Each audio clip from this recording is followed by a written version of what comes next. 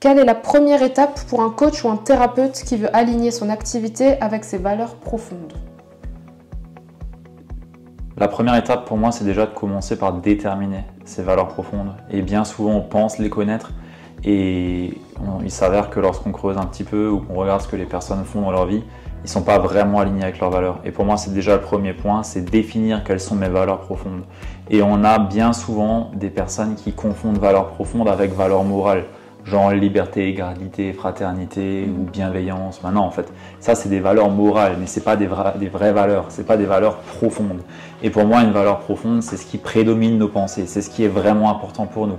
Si par exemple développer ton business est vraiment important pour toi, mais que tous les jours ce que tu fais ne démontre pas ça, en fait, tu n'es pas aligné avec tes valeurs. Ça veut dire que tes actions ne sont pas vraiment alignées et ne sont pas en adéquation avec tes valeurs.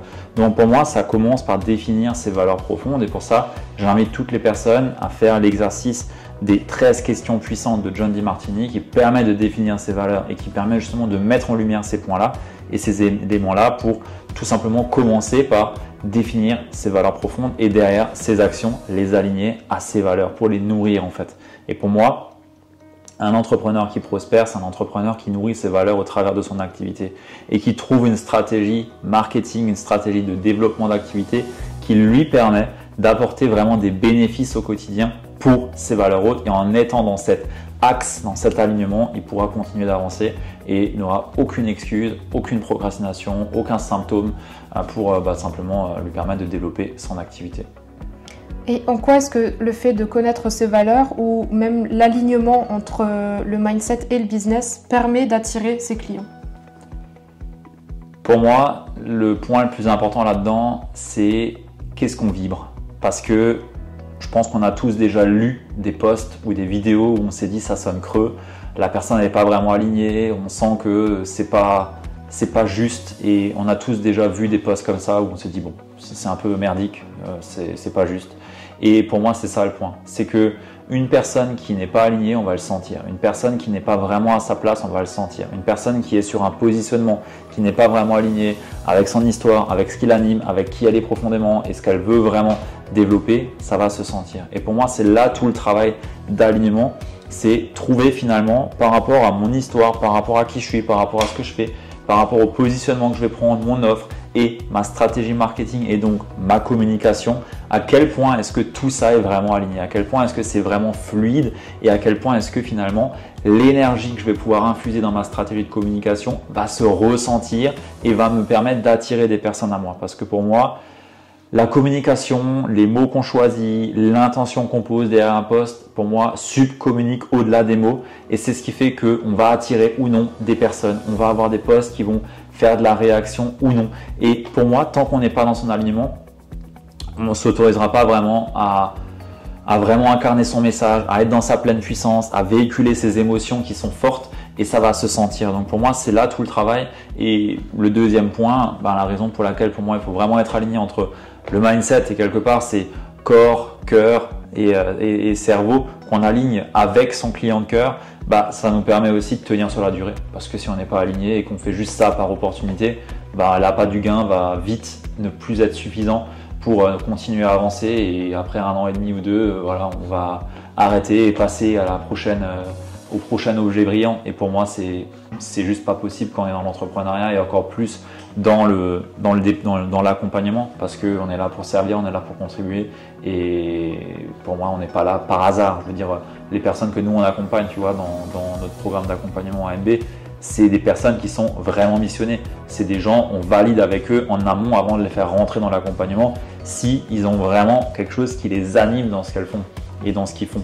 Parce qu'on veut tout sauf une personne qui a vu de la lumière et qui s'est dit « Ah, je vais lancer un business dans l'accompagnement, ça a l'air facile, on a l'impression qu'on peut se faire facilement de l'argent, donc on y va. » Non, pour moi, c'est pas le bon espace et c'est la raison pour laquelle on cherche vraiment à avoir une personne qui soit vraiment à sa place, vraiment dans son axe, avant même de la propulser et lui permettre de développer son activité parce que derrière nous, on n'est pas en accord avec ces valeurs-là justement, d'avoir des opportunistes qui se lancent sur ce type d'activité.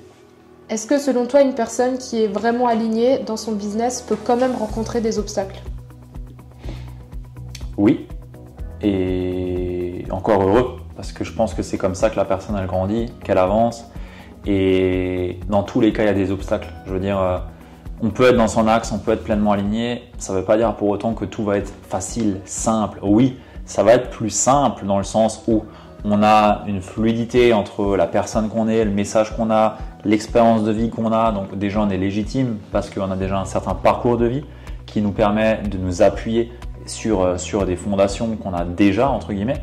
Mais au-delà de ça, il y a quand même des obstacles, il y a quand même des difficultés. Je veux dire, l'entrepreneuriat, c'est passer d'obstacle en obstacle. Et une personne qui te dit l'inverse, c'est juste une personne qui n'a pas entrepris ou une personne qui veut juste montrer, entre guillemets, qu'elle a peut-être une façon de faire qui peut éviter des obstacles. Mais la réalité, c'est que tu en auras dans tous les cas. Oui, on peut prendre des raccourcis, oui, on peut marcher le chemin avec quelqu'un qui l'a déjà fait, tel que nous on peut le faire, mais il y aura quand même des obstacles, il y aura quand même des difficultés, parce que ça fait partie du chemin. Et pour moi, on grandit au travers des obstacles, tout comme un sportif grandit lorsqu'il va s'entraîner. C'est difficile d'aller s'entraîner, c'est difficile de soulever du poids quand on va à la salle de sport, mais ça nous permet de grandir. Et pour moi, les obstacles, les difficultés sont le poids que va soulever un athlète ou la distance que va courir un marathonien à l'entrepreneuriat. C'est exactement pareil pour moi. Parmi ces obstacles, quels sont les plus courants que tu observes chez tes clients? Alors il y en a beaucoup et ça dépend surtout des personnes, mais il y a beaucoup d'obstacles face à l'argent, relation à l'argent qui est néfaste parce que on leur a dit à l'époque que gagner de l'argent c'était que pour les connards de riches, que l'argent ça pousse pas aux arbres et ainsi de suite. Donc tout ce qui est en lien avec l'argent, derrière c'est des blocages liés, ils viennent tous de soi, les blocages à l'identité, à s'autoriser à se montrer potentiellement vulnérable, à s'autoriser à faire des erreurs, à pas être parfait, s'autoriser quelque part à incarner pleinement son message et à polariser aussi, à se montrer, à être visible quelque part. Et ouais, pour moi ça c'est des principaux blocages. Après il y en a d'autres aussi en lien avec la vente.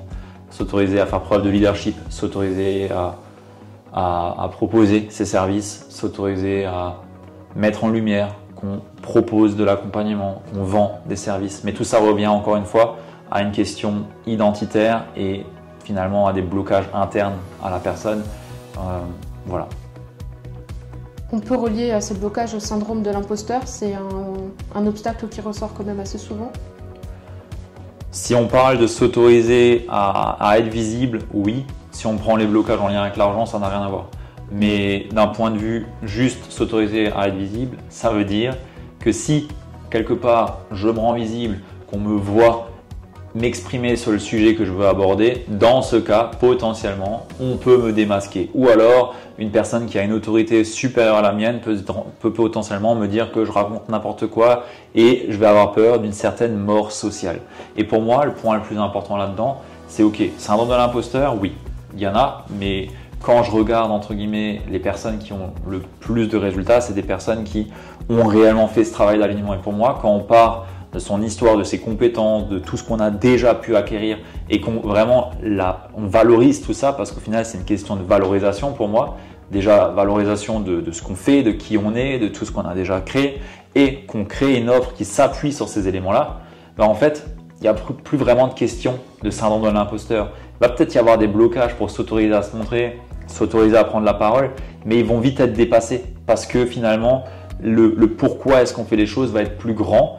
Et finalement, la question, c'est plus comment est-ce que je vais faire X, Y, Z, mais plutôt qui est-ce que j'ai besoin d'être pour répondre vraiment à ma mission, pour répondre vraiment à ma vision, pour nourrir vraiment mes valeurs et finalement impacter la vie de mes clients. Et pour moi, c'est vraiment ce qu'on cherche à apporter à nos clients, c'est avoir plus cette notion d'impact plutôt que d'ego où on va se regarder et se montrer, regarder le nombril, à se dire bon bah peut-être que je peux pas, j'ai Tati Jacqueline qui va me voir ou je sais pas quoi. Non, je suis là pour contribuer. J'ai une expérience de vie, tout ce qu'on a construit, ça s'appuie sur des fondations solides, on les a validées avec ces personnes-là, on leur a montré finalement qu'est-ce qui fait vraiment sens et on s'appuie sur ça pour qu'on soit derrière et on va effectivement potentiellement travailler les blocages qu'il peut y avoir ou des traumas qu'il peut y avoir inconscients et qui empêchent les personnes de se montrer, mais globalement c'est en surface et il n'y a pas de gros freins à ce niveau-là.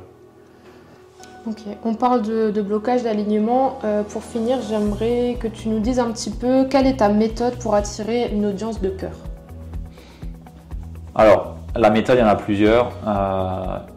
Globalement, il y en a 3, mais celle que moi je préfère personnellement, c'est une méthode qui est ultra simple, organique, c'est-à-dire pas besoin de publicité, pas besoin de faire du DM à froid ou d'aller prospecter, mais tout simplement commencer à créer une audience autour de son sujet, de sa thématique.